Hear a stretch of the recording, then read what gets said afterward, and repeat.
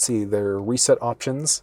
So you can reset the network, reset your infotainment information, so that full factory reset. And then some basics here. Now, actually one thing while I'm still in this one, so with your reset, so if the infotainment system's ever giving you problems, so Apple CarPlay is not working, maps have frozen up, or the infotainment has frozen up on you and it's not working, you can do the full factory reset, but that's going to wipe everything from the vehicle. The best bet for you is to actually take the little rocker dial in the middle there, and you're just going to push and hold, and you're going to hang on to it for probably about 30 seconds or so. So just keep on hanging on.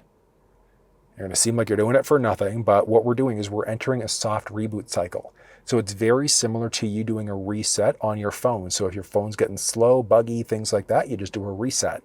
We're doing the same thing here because this is a big electronic device. So what we're doing is forcing a soft reboot to happen, which should solve the majority of issues that you're facing.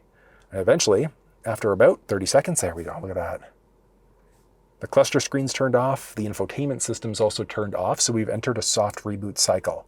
After a few seconds, you'll notice that that comes back on again. There we go, Polestar. And look at that, the cluster screen is back on. So that should solve the majority of issues that you're facing. If that doesn't work, try that other screen reboot. If that doesn't work, you're gonna have to bring it into your Polestar dealership. But this option, like doing that soft screen reboot, should solve the majority of issues that you're facing inside the vehicle.